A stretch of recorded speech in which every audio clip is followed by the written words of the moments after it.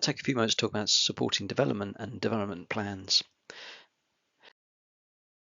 So often when it comes to development, people think that their career path is going to be this nice yellow brick road straight ahead to the Emerald Tower, very linear and straight in its direction.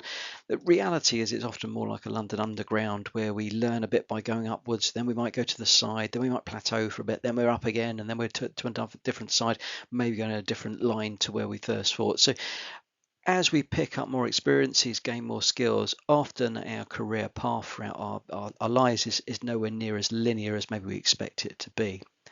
So many of you will come across SMART goals before. SMART goals are a very good tool to use when it comes to setting objectives, whether that be objectives for the year or objectives for your own career path. But SMART acronym is for specific, measurable, achievable, relevant, and time bound. So along with setting goals, whether it be for short-term objectives or your long-term career goals, when it comes to your requirements to move forward and progress, think about what you need and where you can get it from. There are training programs, there is on-the-job training, there are mentorships. What tools and resources do I have? Is there online training I can do, online bits and pieces I can read or watch? What will may help me to grow? And often have follow-ups, check-ins with your manager about your development. We often talk about the work that we're doing and the specific operational objectives we have, but make sure you have time to have those discussions about your own future. Try, if you can, adjust and align what you're doing to fit your own requirements, but appreciate it. The reality is not always that simple and can't be guaranteed to get exactly what you want. It's on the needs of the business, and some of that will come into play on this slide as well. So learning comes in many forms. The traditional belief is it's a 70-20-10 model. 70% of your learning experience comes from the job itself. 20% comes from mentoring and coaching, whether that's formal mentors or just mentors of people you get guidance from throughout your career. And only a small amount, 10%, comes from classroom courses, reading and qualifications. So what are the driving factors when it comes to the ideal scenario? We want, really, for all of us, we want to be right in the middle of this Venn diagram where our competence is exactly what the organization needs, and it also is our passion as an employee. It's where we want to go, it's where we want to be. In reality, we don't always hit that sweet spot. There might be times where I'm really passionate about this, I really want to do this, but the organizational needs don't quite align to that at that point. Hopefully I'm competent to do it, or if I'm not competent to do it, but I'm passionate, what do I need to get in play to build up my competency?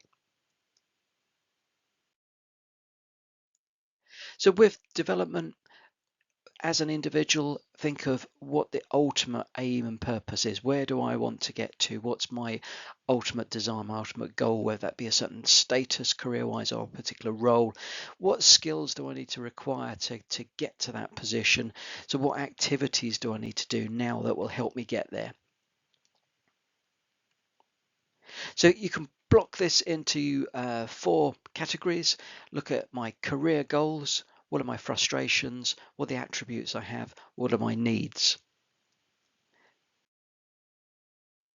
So understanding a person's own driver's ambitions, what drives their ambitions, what rocks their world, what bores them to tears. So in the diagram on the right hand side, I've got my personal career goals. I've listed them out. I've got my frustrations, what's annoying me at the moment, what I can't get forward with. I've got my needs and wants. I've got my personal attributes, and I'm also thinking, what are my skills, and do I need to build on those that will help complement the 4 boxes above? Now, as an individual, you can do this as a self-reflection exercise. As a manager, you might want your team to do this exercise so you get a better understanding as the manager of people.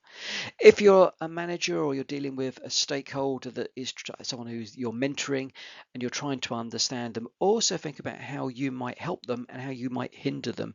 So there's a series of questions you can ask. What's the thing you see me as the line manager doing that's helping me best contribute to the team and their development, or you as an individual development? What's the thing that I do that's distracting from individual or group success? What's the one thing I need to know about you that will improve our relationship? What's the one talent that you have that I've overlooked or undervalued or underutilized or not even realized? What's the one thing you need from me that will enable you to be successful? What motivates you, and how can we bring more of that to your work? Are you doing the things that you're really passionate about? Could I move you around as the manager into a role where you're actually hitting those passions? If I think about things from personal experience on here of what have I done in the past that maybe have distracted from success, I quite like getting involved in doing the analysis and the reporting.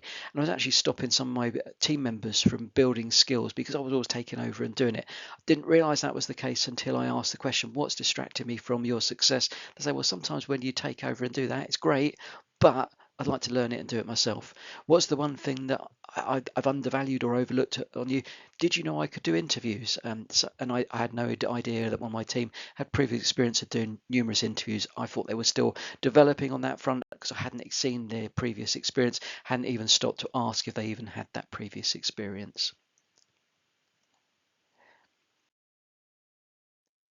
So with career paths, as an employee, your career path action, we look at your career options, assess and examine the skills and capabilities you have, make sure your career options are in line with these so you can build and capitalize on those.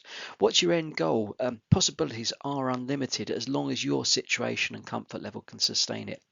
Know your priorities, prioritize your top skills, what values you hold, what interests you.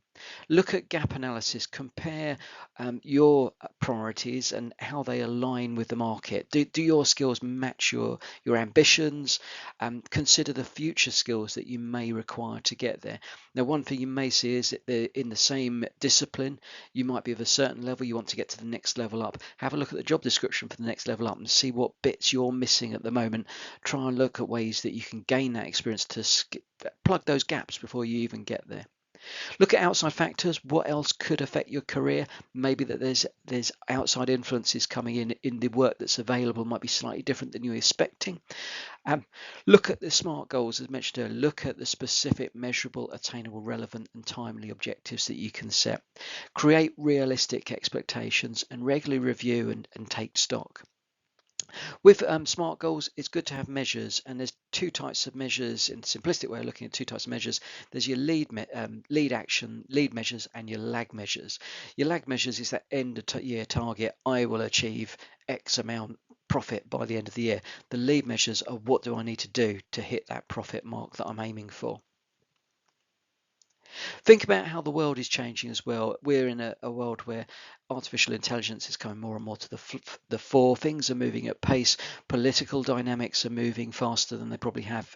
Landscape is changing constantly. So do try and predict as best you had as you can what might be on the horizon. So what do I need to think about that I may not have in my skill set now that may prepare me for the future?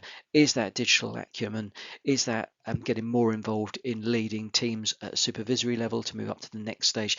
Look at what the future may have available. Are there going to be those roles there? What skills do you need to get to those roles?